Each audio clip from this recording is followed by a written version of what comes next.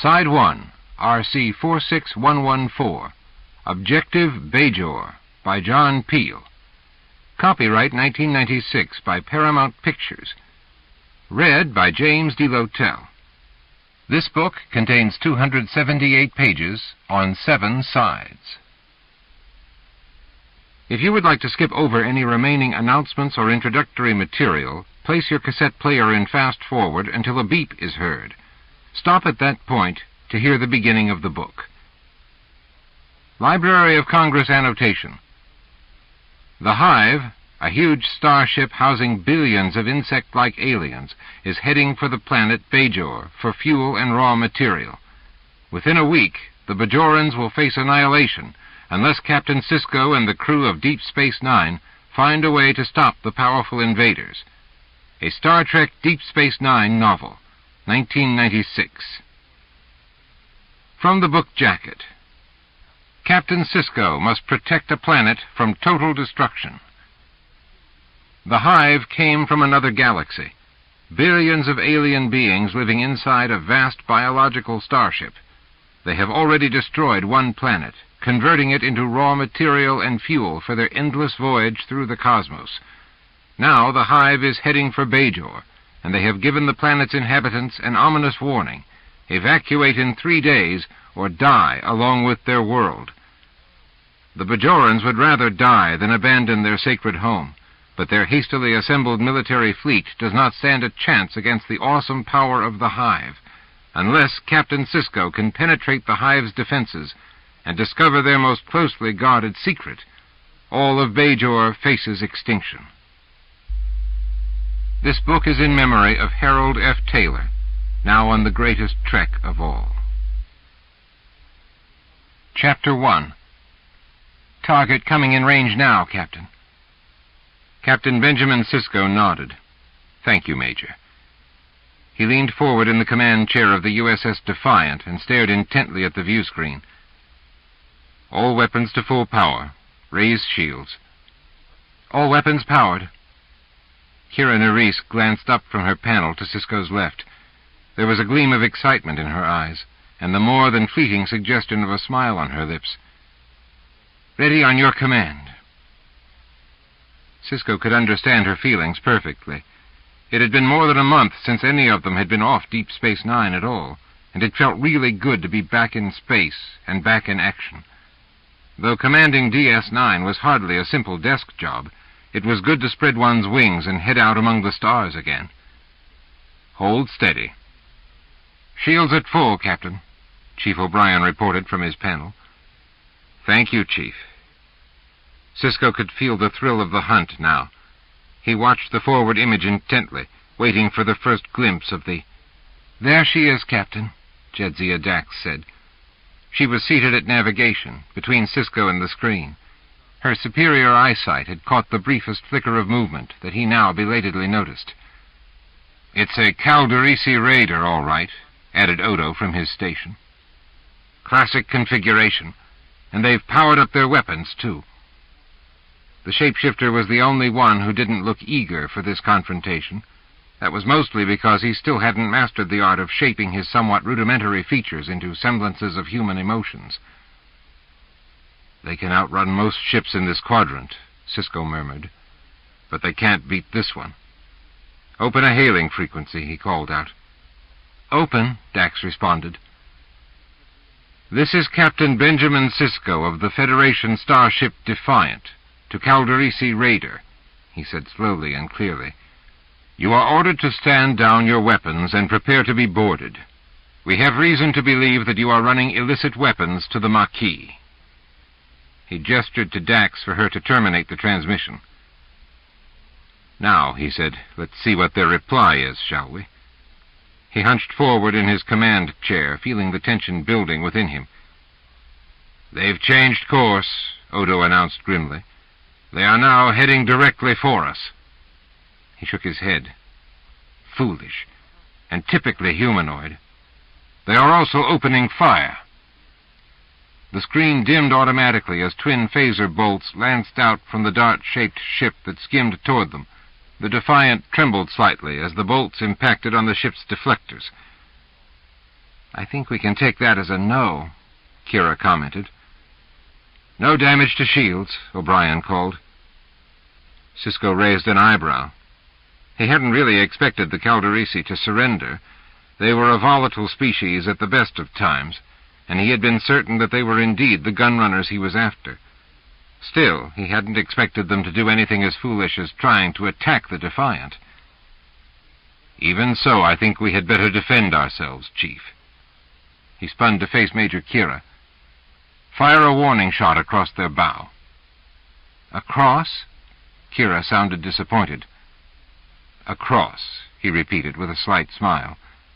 "For the first one, at any rate. And fire!" Kira obeyed. The Defiant shuddered slightly as the phasers lanced out across the void at the twisting raider. "Open a channel," Sisko ordered Dax, "and stay as close to them as you can manage."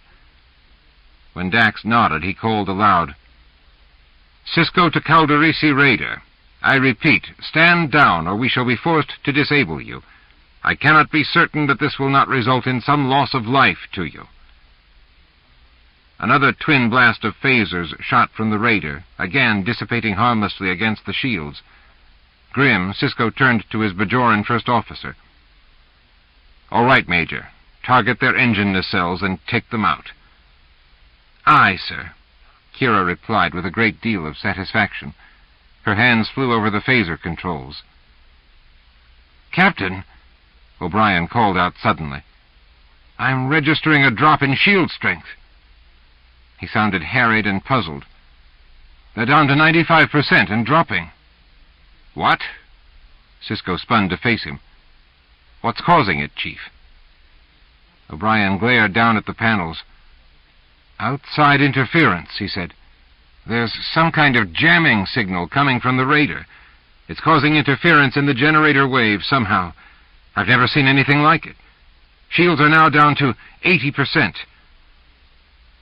Sisko turned back to Kira. "Now would be a good time to fire," he said gently. "I'd agree with you, Captain," Kira agreed, frustration evident in her voice. "But whatever's affecting the shields is affecting the targeting sensors, too. I just can't get a lock on a confirmed target. Plus," she added angrily, "power levels on the phasers are dropping. We soon won't be able to fire them at all." "Best guess, then," he ordered, scowling. "Any damage you can do to stop this attack." He spun back to O'Brien. "Any idea yet what's causing this, Chief?" "None," the engineer answered, irritated with the reply. "As Major Kira says, all our sensors are being affected, too, so I can't get a straight reading on this thing. Off the top of my head, I'd say it was some sort of modified delta emitter array, but how they could power one from a craft that small beats me. I could do with a bit of time to study it, say a couple of weeks."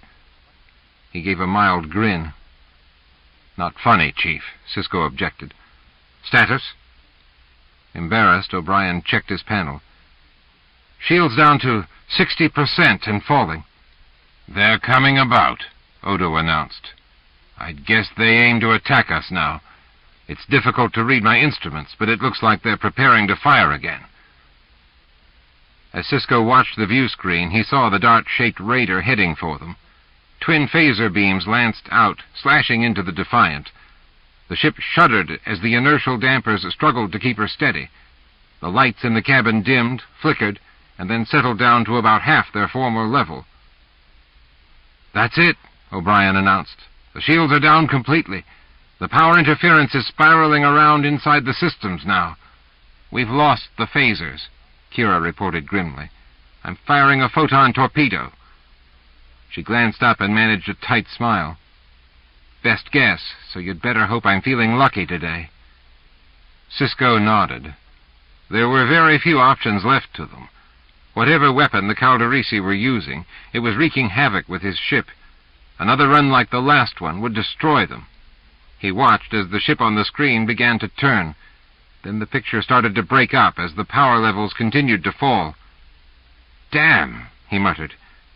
If he was going to die, he would prefer to stare his fate in the face as he did so. There was the flash of a photon torpedo ejection, and the ship shook with the strain.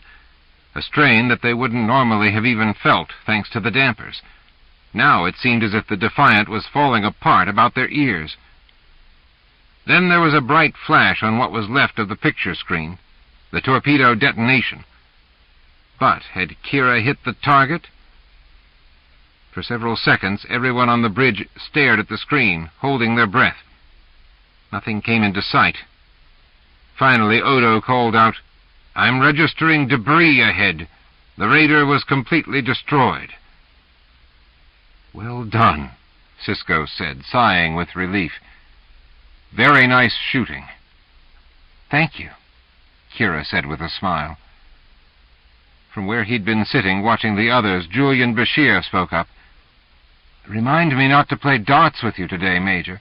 Even blindfolded, I think you'd beat me." The only one of the crew not smiling was O'Brien. With a scowl, he said, "I just wish we hadn't been forced to destroy their ship." He shook his head. "I'd have loved to get a good long look at that weapon of theirs." "We all would, Chief," Sisko agreed. "But under the circumstances, I think we did well just to survive. How are the systems now that the raider is gone?" "Recovering, slightly," O'Brien answered, "but not by much. We're going to be limping back to DS9, Captain." Sisko nodded. "I'm in no hurry right now. How long will it take to get the Defiant back up to par when we do reach home?" O'Brien shook his head. "It depends on how many systems were damaged, and by how much," he replied. "I can't get consistent readings here. It could be days or even weeks, if we've got the spares, and if there aren't too many repairs on the station to keep my crew busy." "I understand."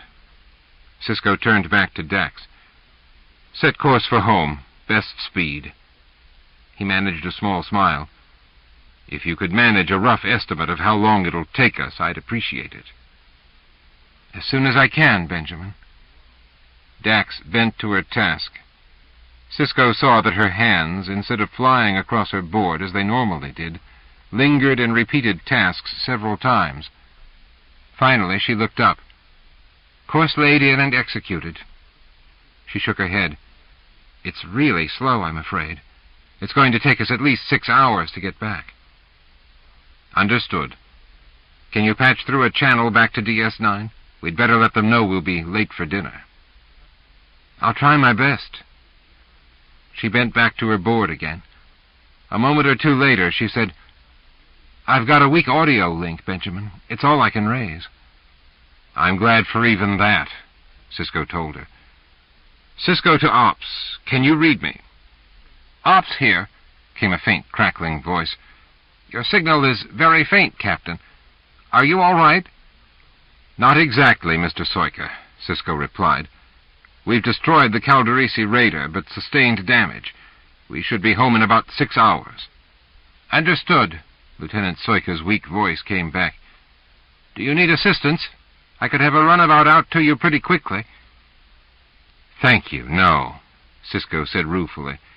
"We'll just head back under our own steam, licking our wounds. Sisko out." He cut the link. Gazing at the screen, he sighed. The picture was still rather fuzzy, symptomatic of the ship's damage.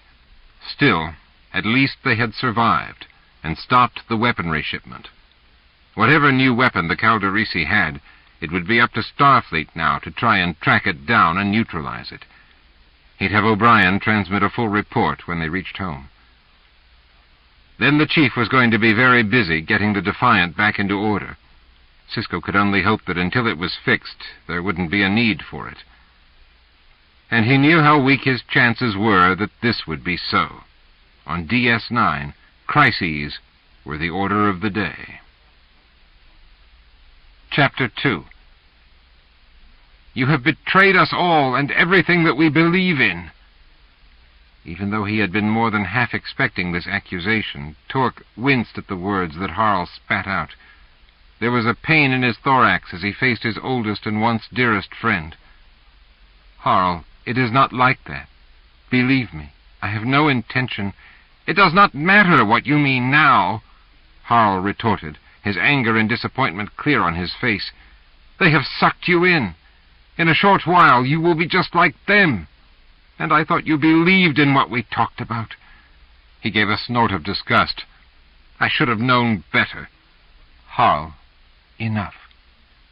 As always, Sana's voice was quiet and yet piercing. Despite his mood, Harl subsided. When Sana wanted something, she inevitably got her way, and without undue effort. "You are not being fair to Tork, and in your hearts you must know this. You have not given him a chance to explain." Her lips twitched mischievously. "And isn't that your main complaint against the hive masters, that they will not listen?" She gestured toward Tork. "Now, here is an apprentice hive master, and you will not allow him to speak. Is that fair?" "He's not an apprentice hive master," Harl replied sulkily, but somewhat chastened. "He's our ex-friend, who's gone over to the side of the enemy." "Please," begged Tork, "listen to me. Harl, I have not betrayed you. You know very well that my determination was what led me to become a hive master. I did not seek the position. It was thrust upon me." "Of course it was," sneered Harl, his nostrils dilating rapidly, showing his disgust. "But why?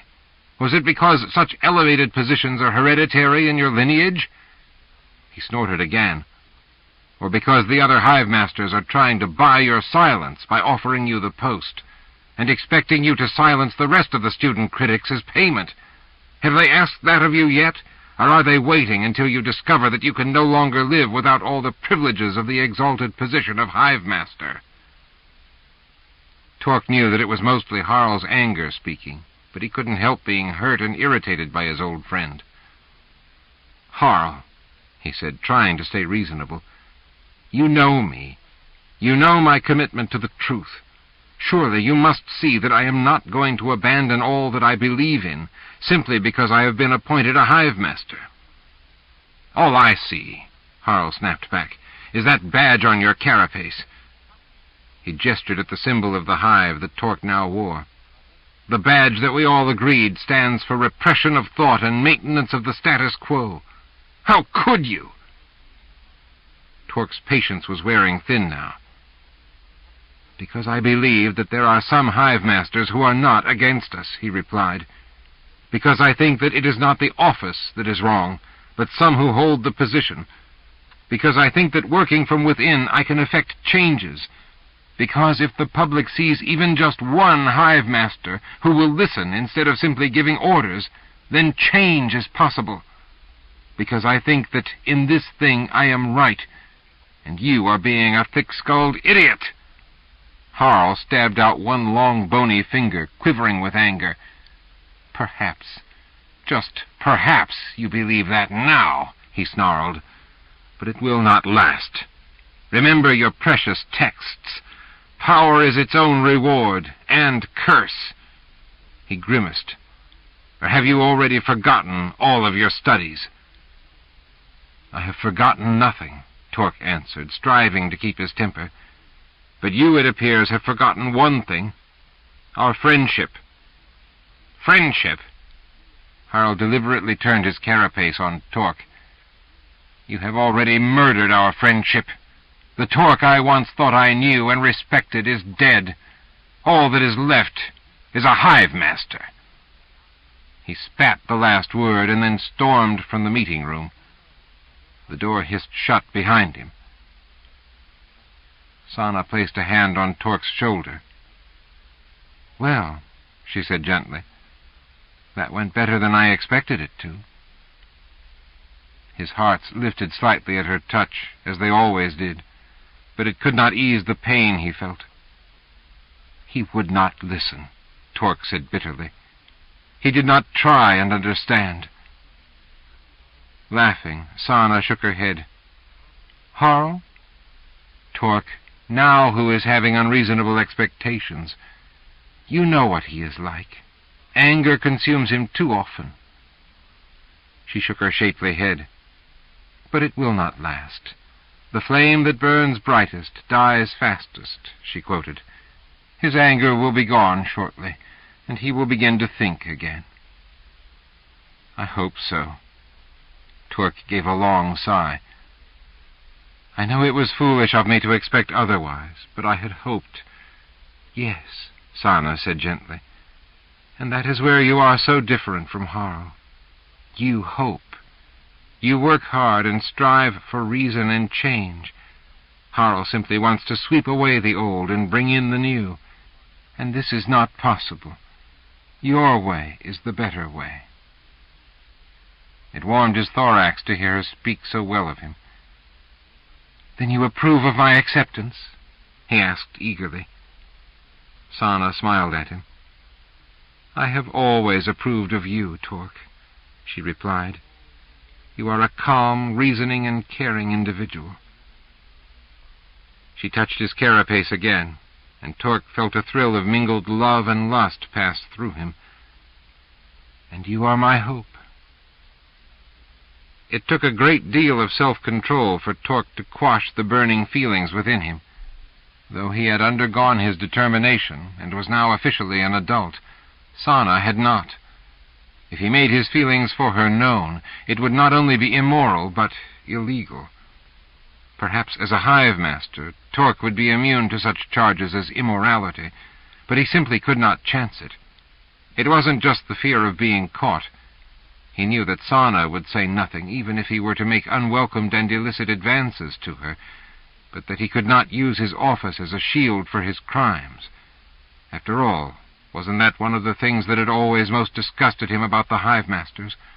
One rule for the hive and one for the masters. He had to be better than that, not only for the sake of his own soul, but also as an example to everyone, especially Sana. She looked at him with her wise eyes, and he was pierced by an arrow of certainty. She knew what he had been thinking. "I am sorry, Tork," she told him, removing her hand. "I should not have done that. It was wrong of me to test you in that way." "You—" he started to say, to tell her she had done nothing wrong. She didn't allow him to finish. "I was deliberately tempting you," she said, smiling slightly. "I should have known that you would not succumb." "I wanted to," he replied. As an adult, he was morally bound never to approach a single female child. Despite the fact that she was from the same hatching year as himself, Sana had not undergone determination herself, and was thus still technically a child. "But you did not," she said fondly. "Whatever Harl thinks, you have proven that your sense of honor remains untouched. And as a child," she added ironically, "I am allowed to say what you cannot at present. I love you, Tork, and want to be one with you." She held up a hand. "Do not say anything. Yet." Tork understood once again how much wisdom she possessed. Sana always knew exactly how far to go. She had effectively promised herself to him, without compromising his morals. With her love and his new position, he had almost everything he had ever desired from life. "Do you have any idea when your determination will be?" he asked her. Of course, it was supposed to be a surprise. His certainly had been. But there were always ways that the news could get around. "Within the next few cycles," she replied. "And I also suspect what the outcome will be." Seeing his amazement, she laughed. "Do not be so naive, Tork. Some determinations are quite obvious. Most, in fact." "Mine was not," he answered. "Perhaps." Sana's lips twitched again. "But it is not exactly unexpected. I believe you will make an exemplary hive-master, perhaps the first such in several centuries." Her support and love made his thorax warm again. Tork fought down his emotions, striving to be what she expected of him. "And what do you believe your determination will make you?" he asked. "An astronomer." If she had told him that she was expecting to become a sex provider, she couldn't have shocked him more. "An astronomer?" he gasped weakly. You can't be serious." "Why not?" Sana cocked her head to one side and regarded him evenly. "It's an unpleasant job, agreed, but a necessary one, especially now." "But you—" Tork struggled weakly with his prejudices. "Sana, how could you?" "It is because I can that I expect to become one," Sana answered. "If this disgusts and repels you, I am truly sorry." She smiled ruefully. "That is one reason, beyond the impropriety, that I did not wish you to declare your love for me.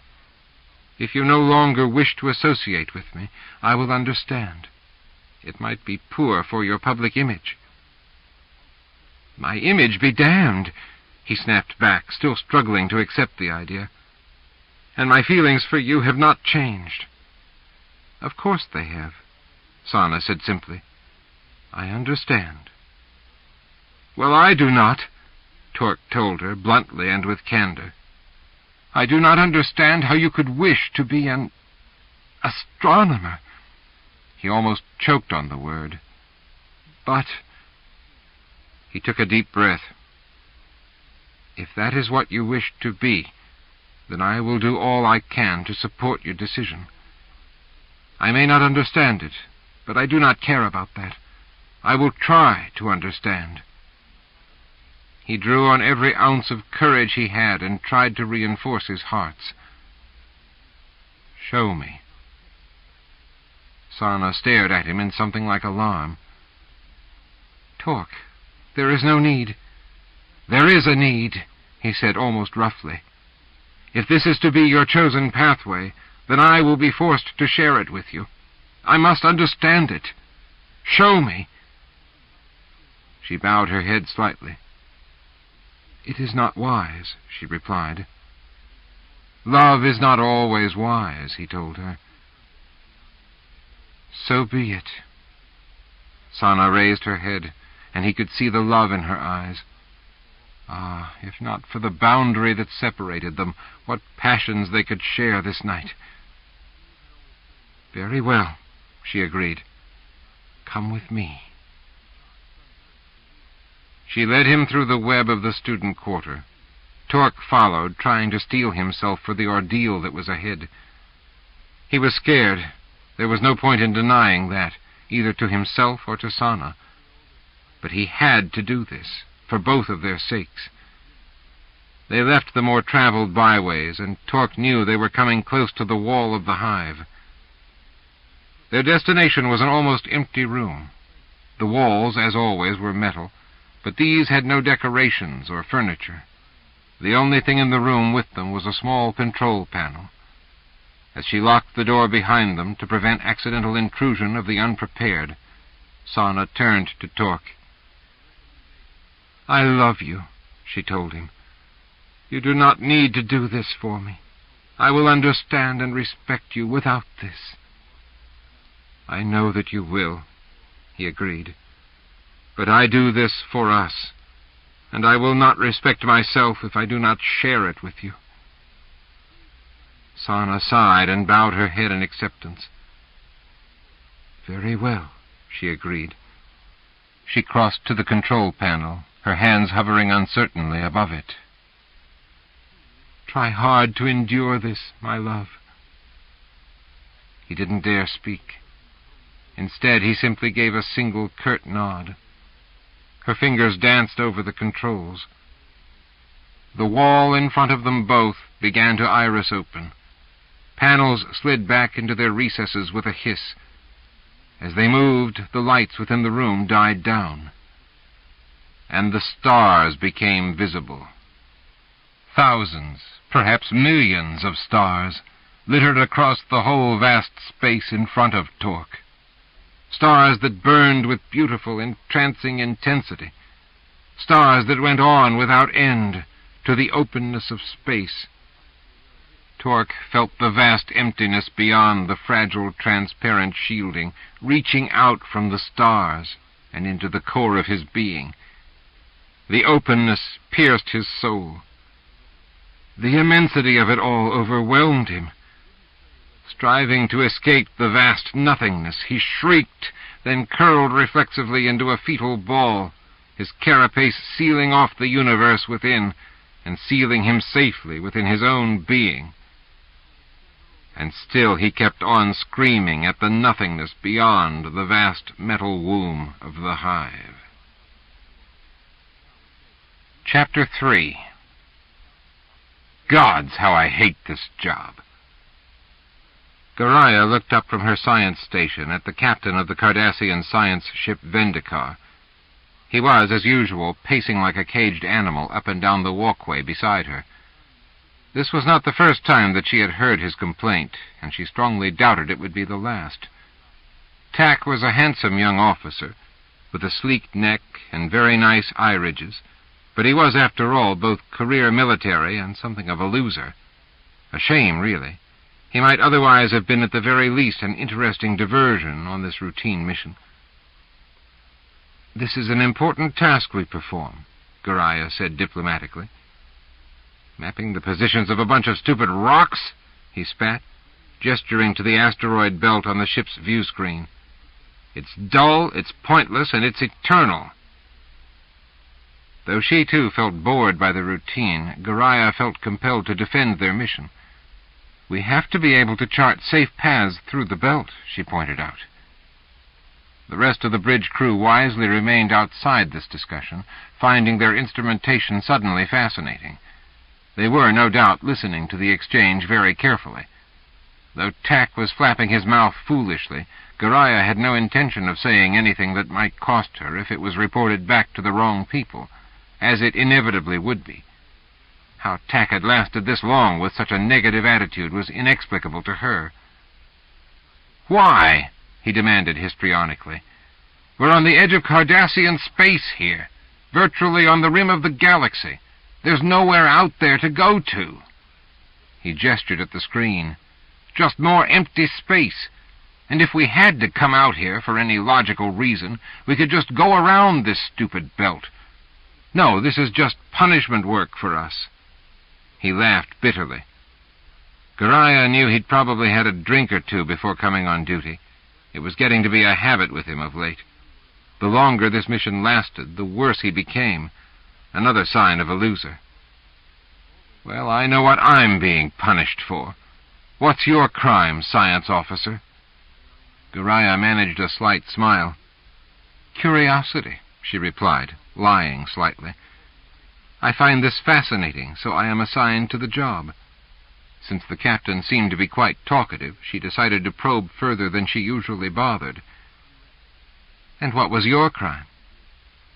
"Foolishness," Tack replied. The crime didn't surprise her, but his admission did.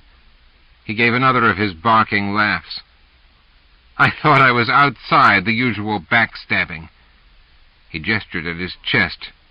"You wouldn't think to look at me that I was once Gul Gavran's most trusted assistant, would you?"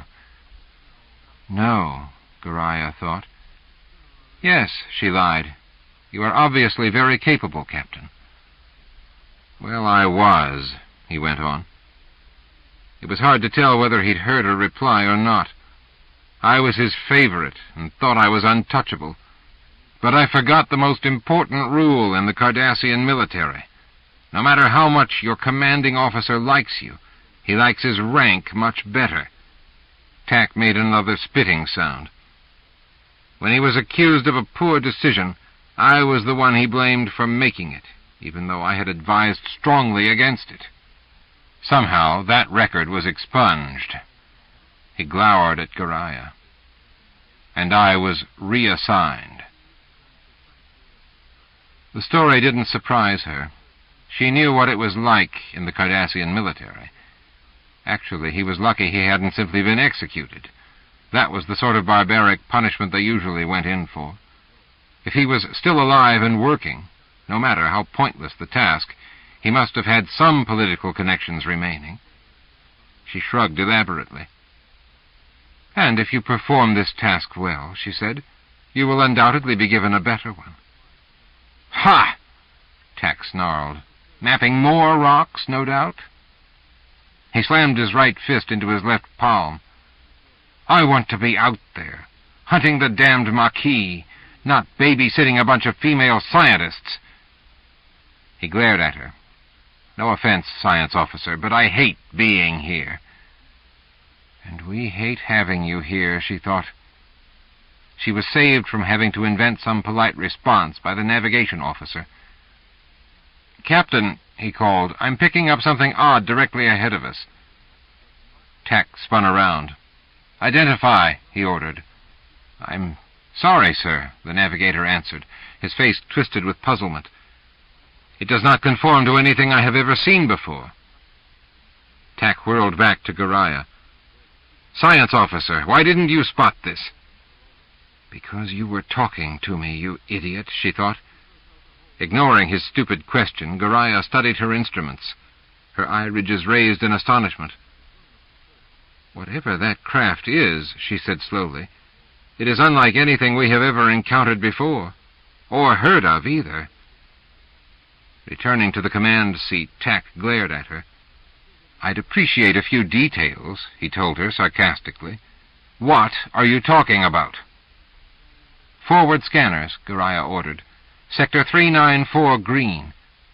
The navigator obeyed her command, and the intruder sprang to life on their screens. Goriah had always been very curious, and had spent hours studying data from many alien species. What she saw displayed now on the Vendicar's screens reminded her mostly of a Terran fish called a manta ray. The craft had a large central body with wide-spreading wings. Behind it trailed a long tail-like antenna. Tack frowned. "It has a most unusual configuration," he agreed. "But it is not unprecedented, surely." "The shape, no," Goriah commented. "But the size—" She let her eyes stray back to her instrumentation. "Captain, that vessel is approximately 8,000 miles long, and the wingspan is about 12,000 miles. We are still almost an hour from its present position at current speeds." Tack paled, his eyes riveted to the screen. 8,000 miles? He repeated in awe. He shook his head in disbelief. "What kind of a craft is it?" he asked. Goriah shrugged. She was almost as awestruck as he, but she refused to allow her scientific training to suffer as a result. "Captain, the central core of the vessel is 8,000 miles long and approximately 100 miles in diameter. That gives an interior surface area of over 2,650,000 square miles. That is the size of a moderate continent." Bored and slightly drunk though he might be, Tack wasn't stupid.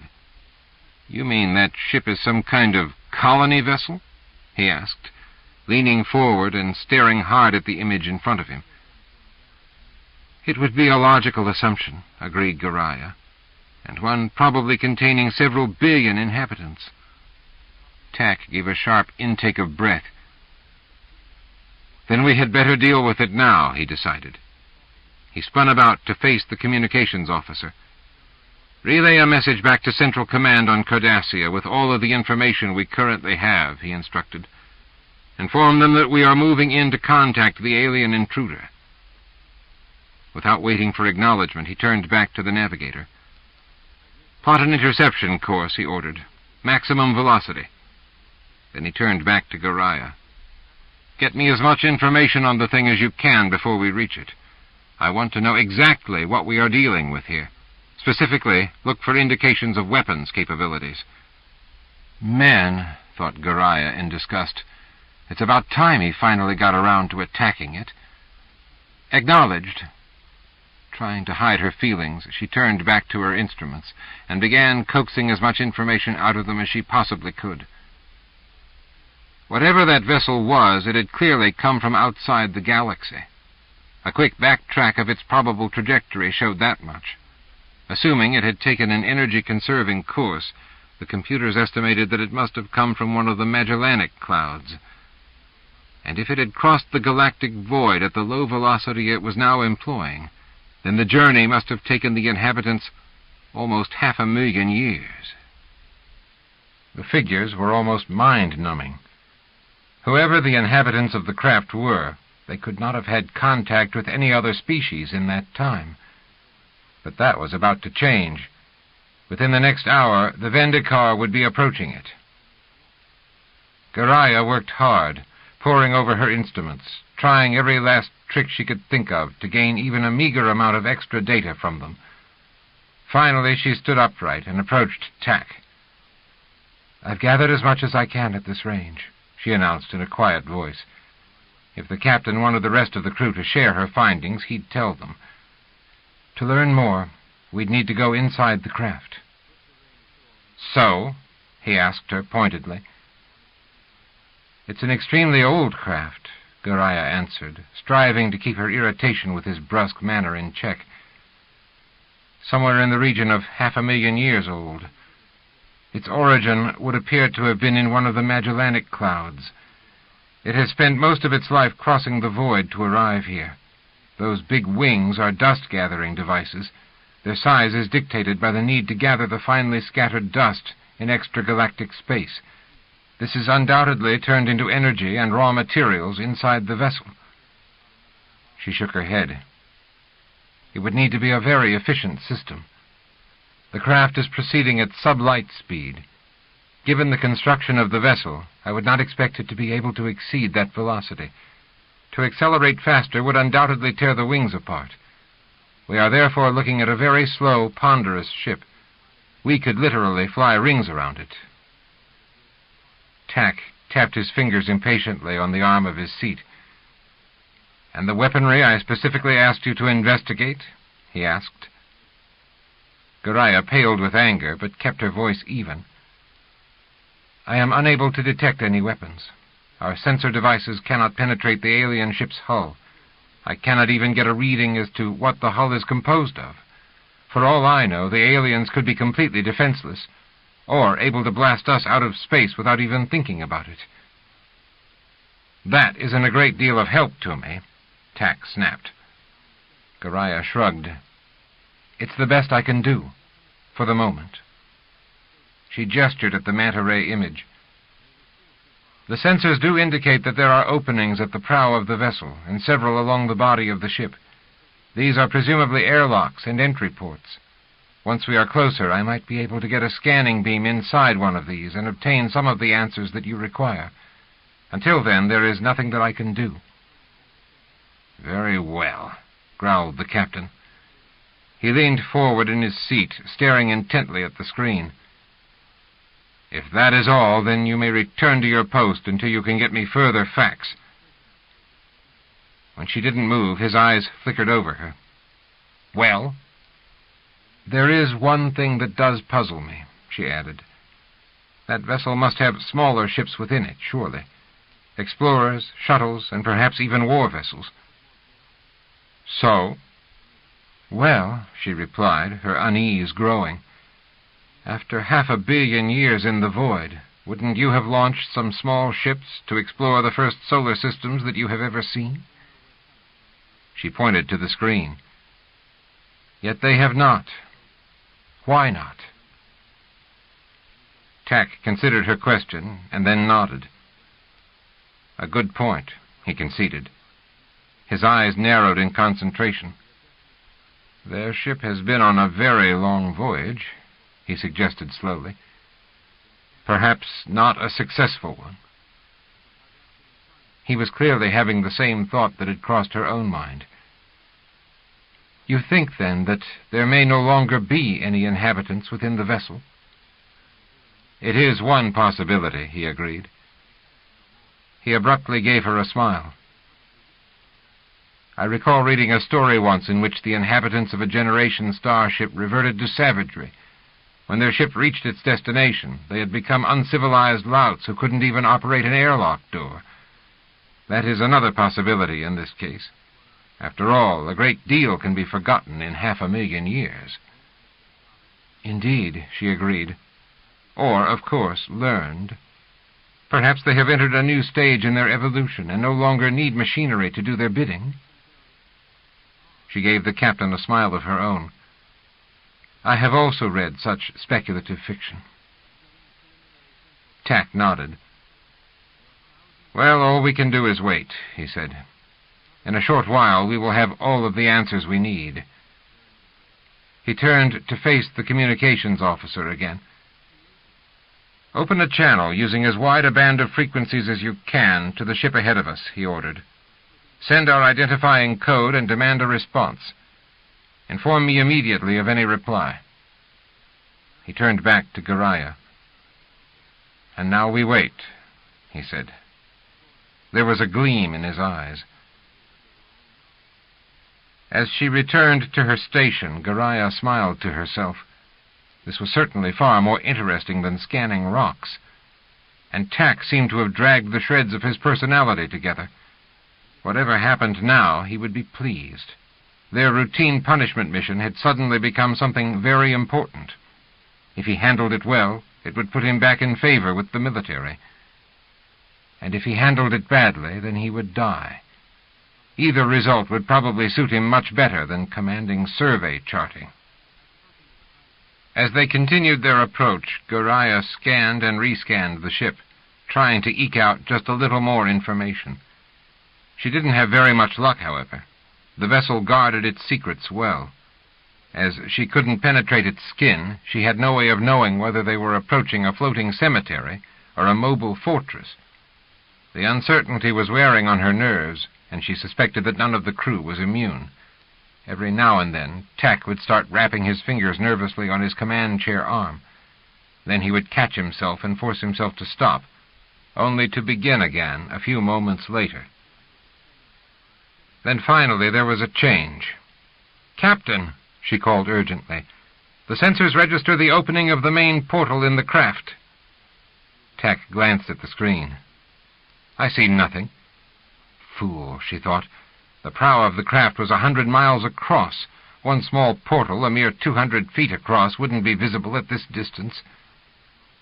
"I'm registering smaller craft emerging," she announced. 12 of them, in a very loose formation. She tried bouncing a sensor beam past the craft and through the airlock, but it dissipated rapidly. Then the portal irised closed again. Damn. Still, now she had something other than the main ship to play with. She turned the sensors onto the smaller craft. "Each is approximately 80 feet long," she called out. "They're a lot more fragile than the main ship, and... Captain, each vessel is armed.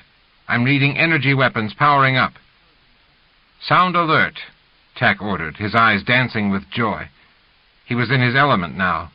"Raise shields. Power the weapons systems." The weaponry officer moved swiftly to obey. Garaya frowned. She understood the need for this move, and she had no qualms about combat, but she hated to see the loss of research material. "Any response on our hail yet?" Tack demanded. "No reply at all, Captain," the communications officer called back. "I'm running it again with greater variation in frequencies, and... Captain, incoming signal, audio only." "That's better," Tack said with satisfaction. "Put it on the speakers." There was a second or two of noise while the translation computer hooked into the signal and scanned it. Then the noise cleared into words. "Approaching craft. Identify yourself and your purpose." Tack scowled. "This is the Cardassian vessel Vendikar," he answered. "Identify yourself." "We are the Hive." The voice was neutral, without any apparent emotion. "You are entering Cardassian space," Tack said bluntly. "You will not do this without permission. Bring your ship to a halt and prepare to meet us." There was a slight pause. "Unacceptable," the voice finally replied. "We will continue our journey. You will not attempt to interfere." Sitting up straighter in his chair, Tack snapped, "You will not be allowed to enter Cardassian space. Halt your vessel now, or else we will be compelled to use force." "This contact is terminated," the voice commented coldly. The carrier went dead. Garaya scowled. "How do you propose to stop that craft?" she demanded. "We could detonate every weapon aboard our ship and still not even dent its hull." "They do not know that we are alone," Tack told her. They will not risk beginning a conflict without further information. All we have to do is hold them off until reinforcements arrive." Goriah was about to dispute that assertion, but was saved the trouble. "Incoming vessel," the navigator announced. "They have powered up their weapons for the attack." "Ready response," Tack ordered eagerly. He looked like a wild beast who had just been set free from his cage and smelled a victim ahead. "Steady all weapons." Goriah watched as two of the small craft came spinning toward them. She kept a sensor lock on them, waiting to see what kind of weapons they would be using.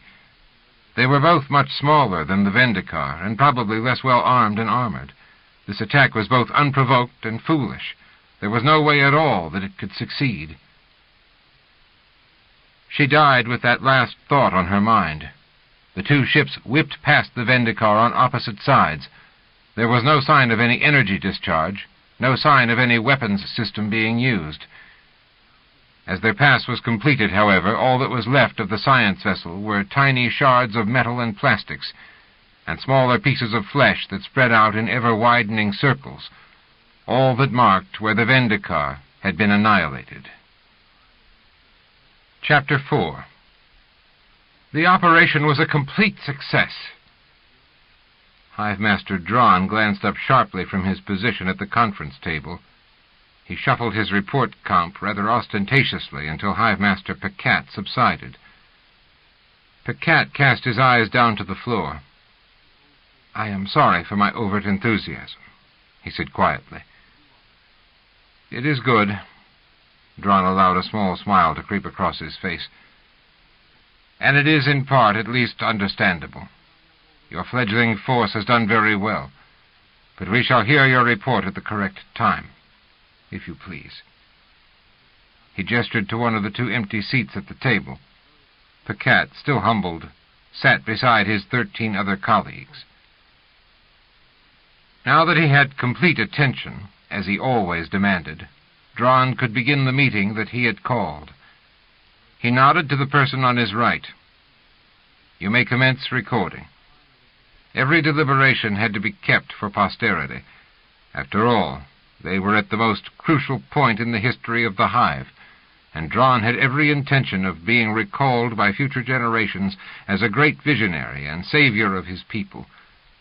"I see that we have one member missing." He pretended to think for a moment. "Ah, yes, our junior colleague, Torque." "He sends his apologies, Grand Master," explained Boran, 2 seats to Dron's left. "He is currently with a medic." "Nothing serious, I trust?" Dron had plans for the young rebel, and he didn't want them ruined by an untimely sickness, or worse, death. Boran cleared his throat. "I understand he was looking at the, stars, and was taken ill." There was a murmur of surprise and irritation around the table, which Dron cut off with a wave of his hand. "I am sure Torque must have had a good reason for his actions. When he recovers, he will undoubtedly explain." Privately, Dron already had a good idea what had happened, but there was no need to go on the record with that. "So, to the point of this meeting." He looked slowly at the expectant faces around the conference table. "As I am sure you are all quite aware, we have now entered our target galaxy. The crossing is complete, and we can now commence the next phase in the great design." He waited a moment for this to sink in, to see that there were no untoward displays of emotion. Though several attendees looked almost ready to burst with pride and joy, they wisely suppressed any outbursts. Nodding his satisfaction, Dron turned to Primon. "Hive-Master Primon, how has the Hive borne up under the journey?" Primon was something of a fatuous fool, but he ran a tight department. His engineers were in charge of the structure and operation of the Hive. "As you know," he began, "for the past several months my engineers and I have been going through the Hive with the greatest of attention to even the smallest details. We have checked out all of the primary, secondary, and tertiary systems." He permitted himself a slight smile. "And in many cases, even the functioning of children's toys." He patted his report comp. "The statistics and results are all compiled here, and will be duly fed into the official archives. To avoid boring you with the facts and figures, though, I can summarize our findings quite simply. The hive is in far better shape than even the first hive founders could have predicted. Our people have taken good care of our world, and we have survived the crossing remarkably well. There are, of course, some repairs that need to be undertaken, but remarkably few, and none at all in any critical systems." Drawn cut him off before he could keep his almost endless flow of prattle going. "It seems that every member of the hive owes you and your staff a tremendous vote of thanks, Primon. You have managed no small miracle." Drawn addressed the meeting at large. "I move that we register a strong message of approval for the marvelous work that the engineers have done, both in our generation and in all previous ones. Agreed?" There was, of course, a chorus of approval. "Excellent." Drawn turned back to face Primon again. "So we are in good shape for the next phase of the great design?" "We are in excellent shape," Primon replied, preening himself happily. It was remarkable how little it took to please some people. Drawn sighed mentally. A few words of praise, and Primon was ecstatic. Ah, well, perhaps it would keep him silent for the rest of the meeting for once. "Commendable." Drawn turned to Boran, the head of industry. "Your report, Hive Master Boran." "My departments are all ready," he replied. "As soon as the raw materials become available, then we can commence the next phase." "Good." Drawn faced Makon. "And what of your department, Hive Master Makon?" Makon cleared his throat, somewhat embarrassed. He hated to be dragged away from his work for these meetings, and was obviously looking forward to the end of it so he could scuttle back. "Science is mobilized," he answered. "We are, working triple shifts at present to, analyze all details." He gestured to his comp. "All the details are here and will be, fed into the report. Summarizing, though, we have already discovered one, target world that appears perfect for our requirements." Tapping the controls before him, he called up a holographic projection of the area of space they had entered. Several dozen stars showed up, and Makon zoomed in on one. This resolved into another picture showing the yellowish star and 6 orbiting planets. "The fourth world of this system has all that we require for the next phase." "And how long will it take us to reach it?" Drawn asked patiently. "The course corrections have already been fed into the guidance systems," Makon answered. "The computers indicate that we shall reach the target world in 3 days. He coughed. Of course our smaller vessels will be able to make a better determination within 2. "Thank you." Drawn had already known these facts, and approved the course change, before the meeting had begun. The gathering wasn't to inform him, but the other hive masters and posterity. "Pacat, it is your turn now." Pacat nodded, barely able to contain his excitement. "As we entered this star system, we were challenged, and then attacked by a warship from a local race. They called themselves Cardassians. Despite this unprovoked attack, our warriors were able to defend themselves and annihilate the aggressor. If this is symptomatic of the reception we will get, then clearly the local species are warlike, aggressive, and no match at all for our technology." Drawn was more than happy to let him brag about his department's success. It established in the record that they were not the aggressors. Not that it mattered, but Drawn did like the slight moral edge it would give him. He had already altered the records of the transmission from the Cardassian ship to agree with Pacat's propaganda. "And our pilots suffered no ill effects?" "None at all," Pacat said happily. "They functioned perfectly." "Forgive me." This was Hive Master Hosir. He was the oldest among them, almost twice Drawn's age, and the only member of the Masters whose motives and responses Drawn couldn't predict with any certainty. I do not quite understand this.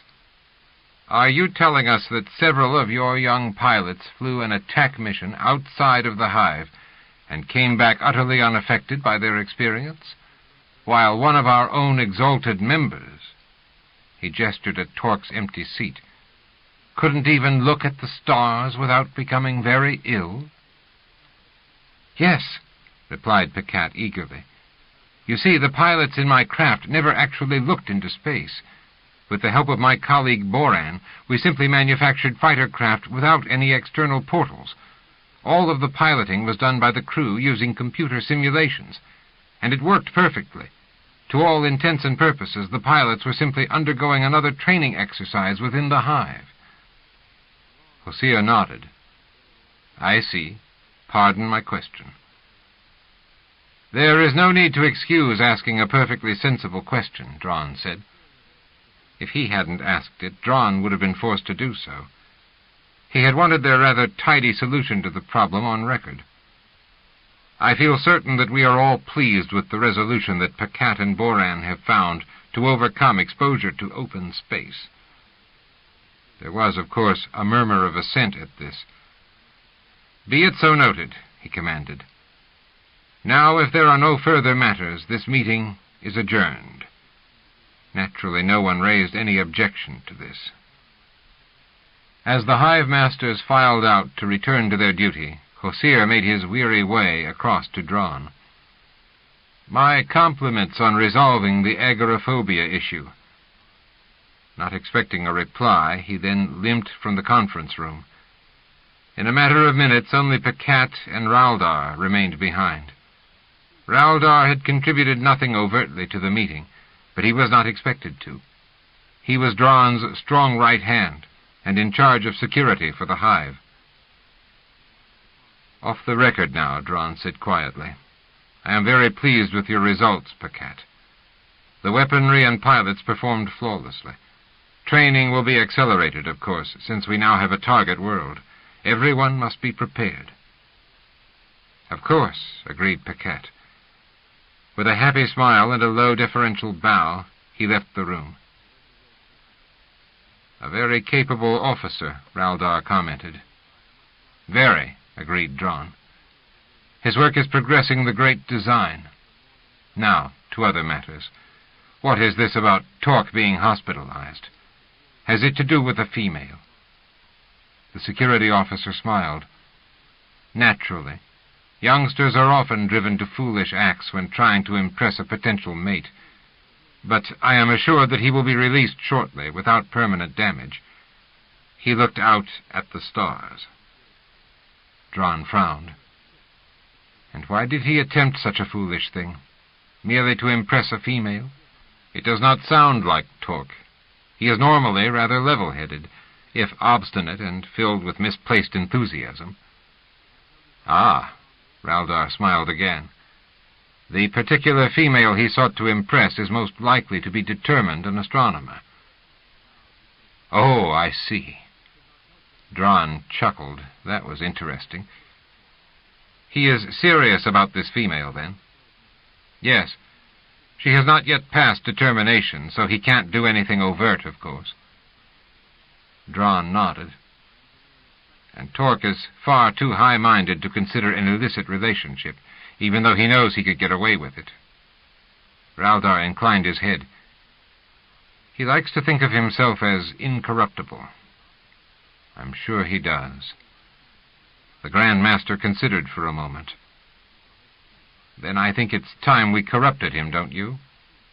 I believe that this female's determination is definitely due, and I have a strong suspicion that she'll be designated an astronomer. See to it that she is then assigned to Team 2. He smiled. "I'm certain that Torque will hear about this very quickly and want to change her assignment." Nodding his understanding, Raldar said, "And he will request that her determination be changed." "Precisely. I, of course, will ensure that it is, so that he and his female can be one." Dron chuckled again. "And that first small corruption will begin his descent, Raldar. And the second step, What about that loud-mouthed, rebellious friend of his? Harl? Valdar spread his hands. He's as noxious as ever, claiming that the hive masters must be overthrown, preferably with a lot of our internal organs decorating the walls and floors. The security officer frowned. He could be dangerous. We should execute him. Dron shook his head. He could be useful. Besides, executing a child would not be good for morale. Until he has passed his determination, we can do nothing to him. I would therefore suggest he also be given a speedy determination. And after that, he looked up at Raldar.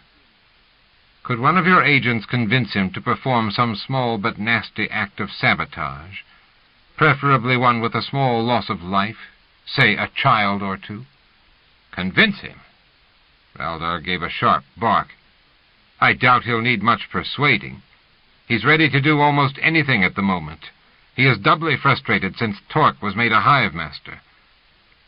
As I suspected he would be. Dron considered the matter for a moment.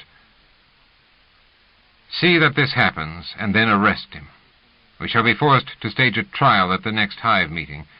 I think it would be interesting to have Torque's name chosen by accident to conduct the investigation, don't you? You mean him to have to beg for the life of his friend? Asked Raldar thoughtfully. Either that, or force him to condemn his friend to death. Dron shrugged. Either way, we shall have our solution. If he condemns his friend, then Torque will feel guilty, and he'll be easier to manipulate. If he spares Harl, his morals will be compromised, and we shall have him. In a short while, he will be with us in all things. He stood up and collected his comp. And at this momentous point in the great design, it is vital that we be unanimous in our resolve. The future of our species is at stake. We must seize the opportunity we are offered. We must fully exploit the target world to ensure the survival of the hive. Chapter 5. Cisco sidestepped the truck filled with spare parts, managing to slide onto the bridge of the Defiant. He stopped, aghast at the mess that met his eyes. Most of the panels had been removed, and it looked as though a midget with an axe and a bad temper had attacked every system in the room. Wiring, connectors, chip sheets, crystals, and circuit boards lay in total disarray. He could only hope that it looked like something very different to Chief O'Brien. There was nobody visible at first as he edged his way across the deck, carefully avoiding stepping on anything. It might only be junk, or it might be vital to the repair of his ship. There was no way to tell. As he approached the navigation console, he finally saw a pair of legs sticking out from under the mess. "Chief?" he asked, trying not to startle the engineer. "Murph," came a reply, and then the legs slid out. It was quite obvious that this wasn't the chief from the contours that emerged even before the good-looking blonde woman's face appeared. Technician Fontana removed the laser driver from her mouth. "Sorry, Captain," she said with a grin. "It's just me." Cisco smiled back at her and gestured around the bridge. "Tell me that this isn't as bad as it looks."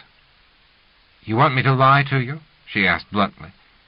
She brushed hair from her face, making another smudge that joined the dozen or so already there. "It's not too good, sir." She pointed over to the science console. "I think the chief's over there," she said, "unless the damn things swallowed him up, and that wouldn't surprise me." "Keep it down out there," a cross voice called from the indicated station. "I'm trying to concentrate." There was a flash and a curse, and then O'Brien's head emerged from behind a stack of wafer chips. "Bloody Nora," he snapped, shaking his right hand. "That hurt." He vanished again under the console. Cisco raised an eyebrow and glanced down at Fontana. "Has he been like this long?"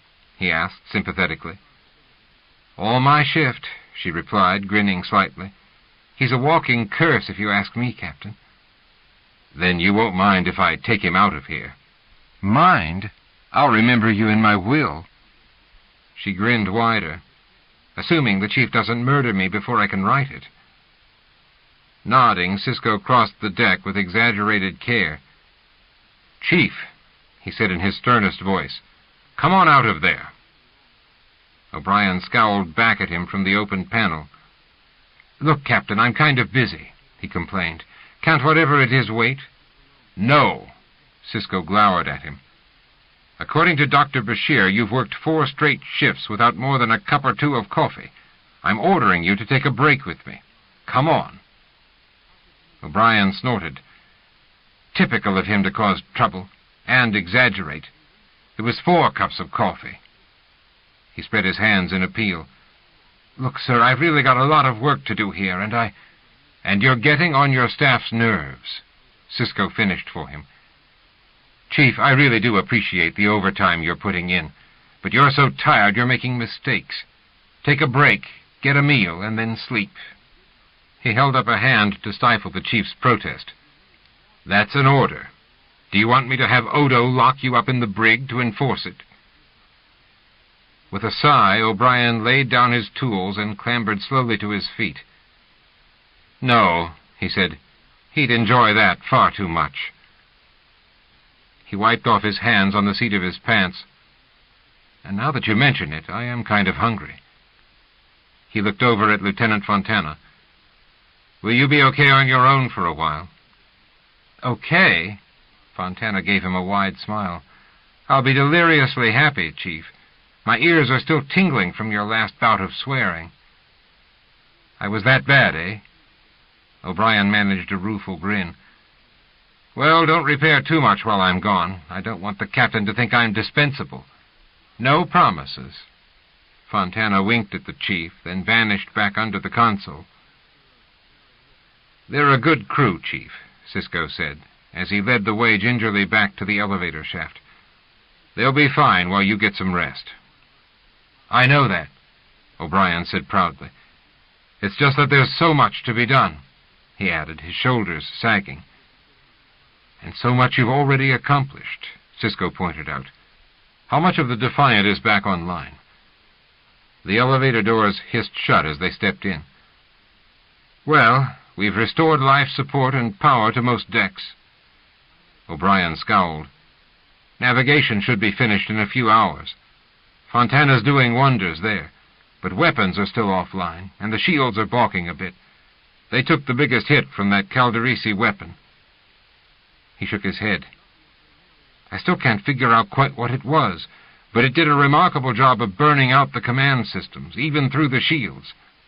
"Well, Starfleet's sent the Hood out to the Calderisi homeworld to ask some rather pointed questions," Cisco told him. "We may have some answers for you soon. No pressure, Chief, but how long before the Defiant is back up to strength again?" The chief shrugged. "Hard to say. We can have her flying again by the end of the day, as long as you don't want phasers or more than minimal shields. Beyond that, well, I'm hoping another 2 days, but there's always something to bollocks matters up, isn't there?" Cisco nodded. "I've always felt that entropy was the fundamental ruling force in the universe," Cisco admitted. "Still, it's been remarkably quiet these past 3 days. Maybe it'll stay peaceful till you're finished." "I wouldn't want to take odds on that," O'Brien muttered. "I doubt even Quark would." "Probably not," agreed Cisco. "Now where would you like to eat? My treat." He grinned. "There's a new Bajoran restaurant opened on the promenade that does heavenly bat-bird stew." Despair gnawed within Sana as she exited the Determination Center. She gripped her comp fiercely. Its message burned into her brain.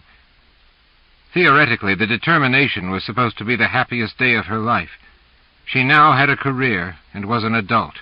She could become one, could have a voice in the day-to-day running of the hive, and could petition the hive masters in cases of grievance. Except, of course, in the one case that was causing her grief. Sana stumbled away from the center, not paying attention to the others about her who were heading in or out themselves. She stumbled against several of them, too numb to really care, and they were rejoicing too much to notice her.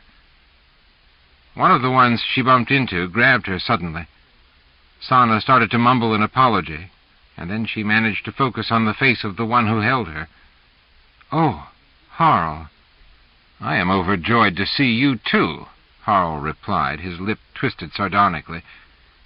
"I take it that you have had your determination, and that you are so delirious with happiness that you are not paying attention to the paths you take." "I have had my determination, yes," she agreed, "but I have never been so unhappy." "What is wrong?" he asked. "Did they make you a sewage worker? A sex provider?" He managed a wide smile. "I could live with that determination, though I doubt Torque could." "No," Sana answered, too upset to be either amused or offended. "I am to be an astronomer." Harl grimaced. "Oh, that is bad news. But it is what you expected, isn't it?" "Actually, it's also what I wanted," she agreed. "I prayed to the first hive for this determination. I have always longed to be an astronomer. I love to observe the stars." "Sooner you than me," Harl answered. "The only thing I'd see if there was a window open to the void would be my last meal hurtling forth from my mouth." He placed an arm gently on the edge of her shell. Technically, since she was now an adult and he was not, he was transgressing. But at this moment neither of them cared too much, and she was grateful for his touch. "So what is so wrong about getting what you wished for?" "Because I have been appointed to Team 2. "Oh." Harl was sometimes foolish, but he was not stupid. He knew what the problem was. "And Torque is on Team 1, he observed. "That is a problem." Then he twitched his nose derisively. "Still, now he is a hive master. I am sure that he will have you reassigned." Sana looked at him in shock. "He would not do that." Harl grunted. "Why not?" "Because—" Sana couldn't believe that Harl was asking such a thing. "You know very well that the determination is never wrong. The comp assesses our skills, our personalities, and our abilities, and places us where we shall be most fulfilled and most productive." "I know nothing of the sort," he told her bluntly. "You know nothing of the sort. You're just repeating what we've been taught.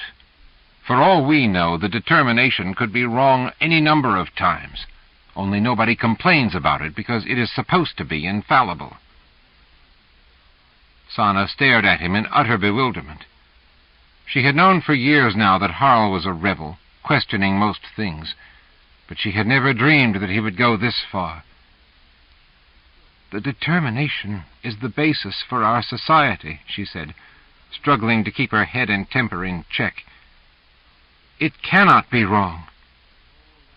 "No wonder you'll make a good astronomer," Harl said sarcastically.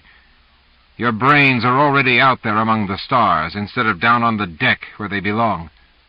Look," he tried to explain, "if I told you that the stars were simply illusions, that there was nothing outside the hive, and they were just illuminations placed there to test my belief, what would you say?" "That you were simply repeating the 604th hive's heresies," she snapped back. "Nobody seriously believes that nowadays." "But they did then," he pointed out, "and with just as little proof for their beliefs as you have for the infallibility of the determination. You are a scientist, Sana, and you have a good brain. So use that brain. Ask questions. Don't simply accept what you have been told. Demand proof of it." Sana shook her head. "I would make a poor revolutionary," she replied. "I shall have to leave that to you. Meanwhile, I have to break the sad news to Torque." She stared at her friend. "I know you think he will abuse his power to have me reassigned, but I do not believe he will. He is too moral for that." Harl snorted again. "Too moral to change a stupid system in order to be one with the female he loves? I would call that too stupid." Not offended, Sana managed a weak smile. "And if he did have my determination changed, You would call that corrupt." "Yes," Harl agreed. "It's nice being a rebel. You can always find justifications for anything you wish to believe in, even if those reasons contradict something else you believe in. No one expects me to be consistent, merely obnoxious." He stroked the edge of her shell. "And, despite my temper, I do care for both you and Torque. I think he is a fool, but he probably is an honest one. Just this once, I would be happy if he did abuse his power to keep you with him. You belong together." His comp beeped. "And I belong in the center," he added. "I have been summoned for my determination also." That did cause Sana to smile briefly. "Which you do not believe in. So why are you here?" "Because until I have passed it, I am forbidden to communicate with mature females like yourself, and I do not wish that to continue." Sana looked at him fondly. "I wish you success," she informed him. "What do you believe you will become?" Smiling, he started away. "I don't know. Do you think there are any positions for revolutionaries? Anyway, with luck, maybe I'll get to be a sex provider." He shook his tail at her and vanished into the crowd again. Feeling slightly better for having talked with him, Sana returned to thinking about her woes. Harl was wrong to doubt the determination. He had to be. It was just that Harl liked to question everything. He didn't really have any doubts as to the process. He couldn't have. It was the basis of their civilization. Summoning all of her reserve, Sana tapped the code for Torque's comp into her own. She had to meet with him as soon as possible to inform him of her changed status. She had no idea what he would say, but she knew that he would be deeply saddened. "Hivemaster Torque is not available," the comp informed her. He had never refused a call from her before. Sana stared at the comp in confusion. "But why not?" she asked. "Is he ill?" "No," the comp replied. "He is in session with the other Hivemasters. It is forbidden to interrupt them."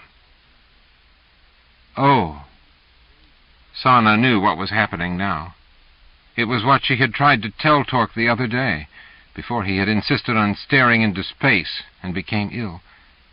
She had been doing her observations and knew that the hive was close to its target. Somewhere ahead of them in space was the world that would provide them with everything they needed to implement the great design, and the moment when she would lose Torque forever.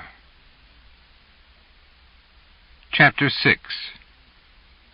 Gul Dukat sat easily in his command chair, watching the quiet efficiency of the operatives inside Cardassian Central Command. There were some 35 officers working in the room, but the noise level was low. Dukat disliked unnecessary sounds.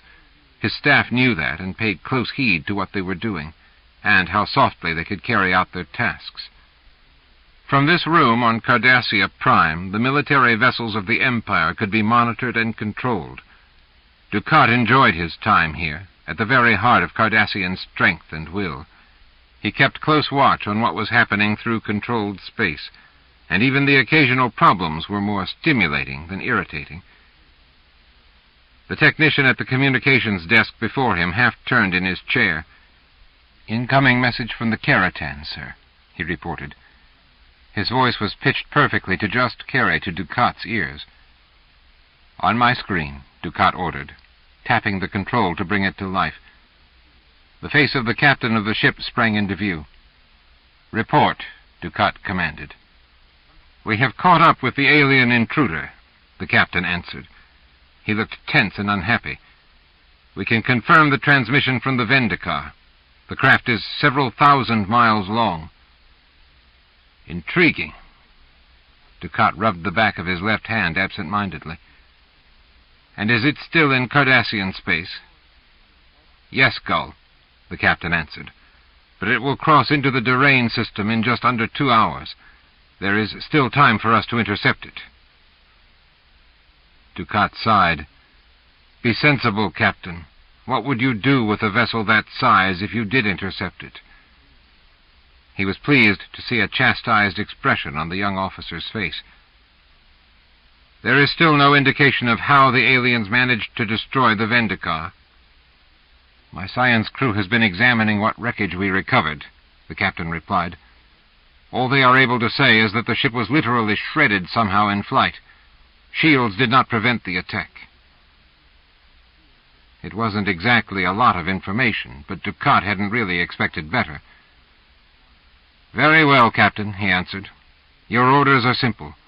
Follow the intruder, but take no action against it unless you come under attack. Maintain sensor sweeps and observe. Report to me anything that happens." The captain scowled. "Understood," he said reluctantly.